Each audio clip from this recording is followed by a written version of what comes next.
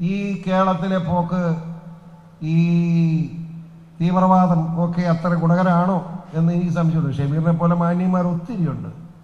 പക്ഷേ വളരെ മോശമായി വർഗീയത മാത്രമായി ഇവിടുത്തെ ക്രൈസ്തവ വിഭാഗങ്ങളെ എന്നല്ല മുസ്ലിം അല്ലാത്തവർക്ക് ജീവിക്കാൻ അവകാശമില്ലെന്ന് ചിന്തിക്കുന്ന ഒരു തലമുറയെ വളർത്തിക്കൊണ്ടുവരുന്നത് ശരിയാണോ എന്ന് മുസ്ലിം സമൂഹം ചർച്ച ചെയ്യണം എന്ന് അഭിപ്രായം പറയാൻ ഞാൻ മടിക്കുന്നില്ല.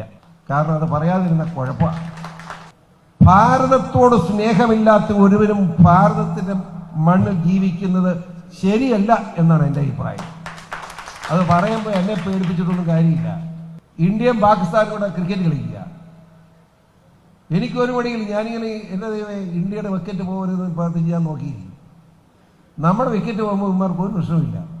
പാകിസ്ഥാന്റെ വിക്കറ്റ് പോകുമ്പോൾ അല്ലാഹു അക്ബർ അല്ലാഹ് സഹിക്കുന്നില്ല. ഇന്ത്യയുടെ വിക്കറ്റ് പോകുമ്പോഴല്ലേ അവൻ ദുഃഖിക്കേണ്ടത്. അതിനുപകരം പാകിസ്ഥാന്റെ വിക്കറ്റ് പോകുമ്പോൾ സന്തോഷിക്കുന്ന ആ മാനസിക നിലയുള്ള ഒറ്റൊരുത്തരും ഈ ഭാരതത്തിൽ ജീവിക്കാൻ അവകാശമില്ലാത്തവനാണെന്നാണ് എൻ്റെ അഭിപ്രായം. വേണമെങ്കിൽ പിണറായി വിജയൻ നാളെ ഒരു കേസ് കൂടെ എൻ്റെ പേരിൽ എടുക്കാം. ഇപ്പോൾ 10-12 ഉണ്ട്. ഒരു വിരോധമില്ല. ഞാൻ വളരെ പച്ചയ്ക്കെതിരെ പറയുകയാണ്. എൻ്റെ അഭിപ്രായം ഇതാണ്. കേസെടുത്തു, ഞാൻ കോടതി പോയി തീർത്തോളാം. അതാണ് എനിക്ക് പറയാറുള്ളത്.